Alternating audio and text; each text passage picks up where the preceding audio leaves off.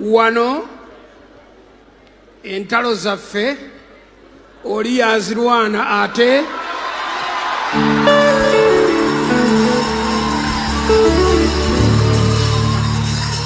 wakati w'okukakasa nti Mukama yagenda maaso n'okubanga amulwanira entalo ze, Pastor Joseph Serwadda okuva wali mu Ndeeba Victoria Church yagenze maaso n'okulangirira nti Namboole babagobyeyo. When we were here Sunday last, ndoza zali 22 twali tetunnamanya nti tetujja kugenda Namboole. We got to learn the next day, the following day. On 23rd, it was Monday. Ate naye yatubuulira yali musirikale wa ku gate. Twali tugenze kuteekateeka, musirikale n'agamba, but I don't have a permission to allow you to come in.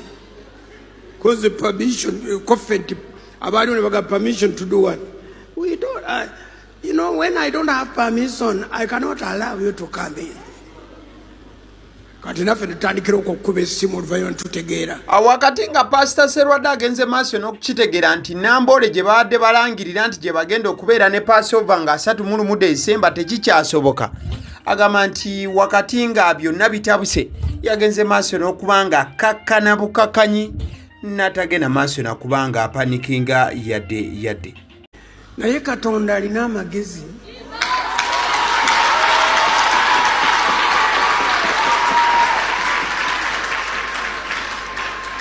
Era nze mu dakiika 2 nja kuba nvudde wano z'okubagamba, if anything ambushes you and surprises you, ekisookera ddala, do not panic. Do not. Wakati mu bukakamu bw'ekika ekyawaggulu, Mukama yabadde alina ekyenjawulo kyagenze maaso okubanga akolera Pastor Joseph Serwadda wamu n'abagoberezi wali mu Victoria Church Ndeeba, we bagendere maaso okuba nti ate location empya.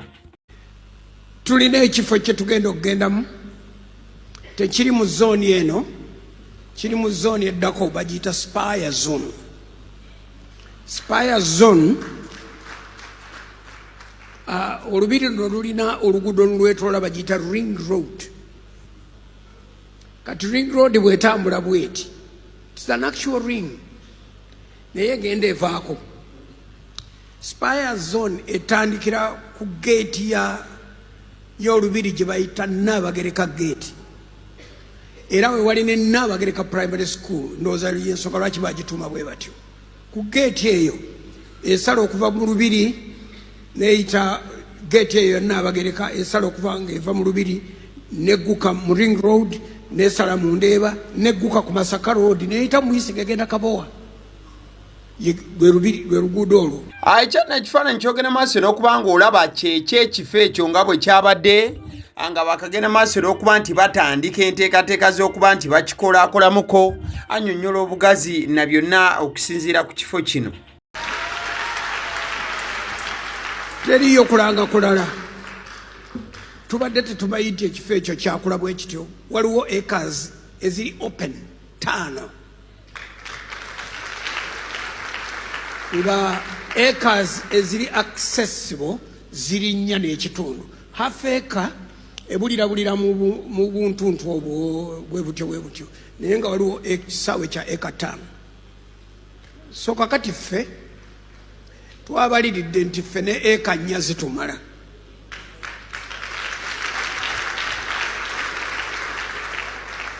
Buli acre esobola okutuuza omutwalo gumu n'ekitundu gw'abantu. Twali tukikozeeko ne tukibala bulungi. Mu kisaawe ky'e Namboole twatuuzanga abantu omutwalo gumu n'ekitundu mu kisaawe kyennyini, kali akasaawe ke bazanyiramu omupiira. Twakateekangamu entebe omutwalo gumu n'ekitundu. So bwe tuba tulina acres 4 tusobola okutuuza abantu emitwalo 6 awo comfortably without any problem. Ekyomukisa omulungi nnyini kyo twali twogera naye ng'asiba migugu agenda waabwe kulya Christmas. I can give you time to talk to you. N'ayogera naffe ne batubuulira kye tuteeka okukola. So Katonda ono gwe tuweereza ffe yakuba ekkubo weritali. Wakati nga Mukama amaze okukubira ekkubo weritali eri abagoberezi ba Victoria Church mu Ndeeba ne Pastor Joseph Serwadda, anjagala nkuwa eddakiika zino 3 ezikulaga obujjuvu bw'ekifo kino kye bagenze maaso n'okuba nga bafuna nkomewo. Bwe watyo wali wafaanana. Kati ekintu ekyo kyolaba ekyo obwo bwe mulabanga obuntuntu obukulukuku loole za ttaka abantu badde bayiwawo ebifunfugu ettaka litalina makulu nakinaki ng'ekintu nennyini kyo nga kyamutama talina kyayiza kikozesa era nga takirinaako bwakikozesa. Kati oluguudo ono lwe mulaba ye ring road, ku mukono gwammwe ogwa ddyo wali yennyanja. Oluguudo luno luli ku kkono lwe bayita Kalinda Road, olusalamu ogenda e Ndeeba, olusalamu ogenda e Kabowa. Ekintu ekyo Katonda kye yatuwadde kyonna twakikubye dda paasi.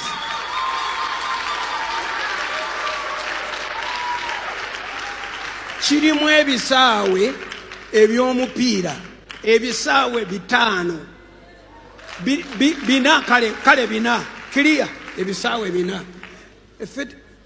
Olw'okuba ekintu kino Katonda yakituwa, kati tugume omutima ffe tutunuulire Katonda akuba ekkubo we litakola litya. Ate naawe bw'onooba ojja okkirize nti Katonda naawe agenda kukubira ekkubo we litali. Kati n'ekiriyo kati kifaananako bwe kityo, kati ekyo kyekiriyo kati.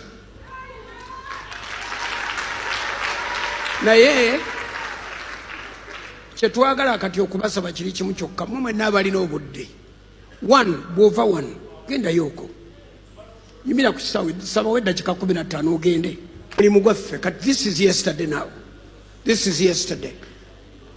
Tewakyaliwo tuzzi, teri katoomi, kati kyetusalawo kyetukolerawo. Pause. Ekkubo lino erituliraanye kati ku sayidi yeeno lye libadde lireeta maramu n'ettaka eddala n'ebintu byonna ebyokukola. Abasajja batandise dde okusibayo ebyumba ebikola buli kyoyagala, kanope gyeri kati n'ebirala. Naawe mbadde njagala kwogera bwe nti kati twetaaga maanyi ga Saala wano. Ekifo ekyo tekikolangako. Ekintu ekyo lwakuba kati ffe tukirabisa kamera, eno kamera eri mu bbanga. Naye wansi awo ebisaawe biri bina eby'omupiira ebiwedde emirimu. Ekyo ekintu bwe tukijjuza abantu, ekyo giri 8,000 tetusobola nakijjuza. Era nze nagambye tusobola ndowooza olw'okukkiriza, nze nagambye bwe nti tukikole kiggwe, kyonna tukisibe nga bwe tukyagala, tukibeeremu nga bwe tukitunuulira. Exactly, ndowooza oyinza okuba totoma. Kale tutandikire ku kafaananyi kano kogenda maaso n'okuba nti olaba eddakiika eno. Pastor Joseph Serwadda, omu ku basumba abakulira abalokole mu ggwanga nyaffe Uganda, n'okuba nti nno y'omu ku basajja basinze okuba nti balwa mu bulokole, ate era mukadde ke Kamunga y'omu ku basumba era abakulu be tukyalinawo mu ggwanga lino. Ojja kujjukira nti ategeka buli nnaku z'omwezi 31 Desemba wali mu kisaawe e Namboole. Era ku background y'ekifaananyi kino, ekifaananyi ekyo kyakubwa muzimu ku nkuŋŋaana ezize zibeerawo mu kisaawe e Namboole ng'ennaku z'omwezi 31 Desemba. Wabula omulundi guno Pastor Joseph Serwadda naye byagenze maaso n'okuba nga bimusukkako oluvannyuma lw'okubeera nti bategeezeddwa nti tebagenda kubanga bali mu kisaawe e Namboole ng'ebula ennaku 7 zokka. Oba ontegeera bulungi?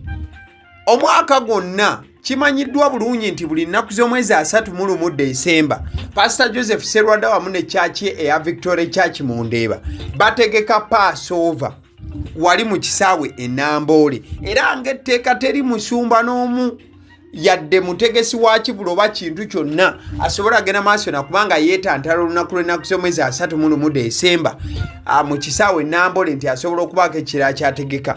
Wabula Pastor Joseph Serwadda yagenze maaso okubanga agwawo ekigwo okuba nti yabadde atuuse ng'ennaku z'omwezi 23 Desemba agende wali e Namboole bakole enteekateeka ez'okulaba nti batandika. Wabula ne babagamba nti nedda, in fact asikaali eyabagobye n'obbagoba namugamba nti musumba tekijja kusoboka, omulundi guno temugenda kubanga esaala zammwe muzitegekerawo wano mu kisaawe era ebyo ebya Passover tebigenda kubanga biggwa. Ebifaananyi byenkuteereddeko by'ebyekifo ekipya kye baafunye era nga nakyo ngenda kubanga nkuwaako ku bwino omutonotono wawe bagenda okubanga bahostingira esaala zino eza Passover okutegeezaako. Njagala okutegeeza nti Pastor Serwadda ategese Passover okumala emyaka 23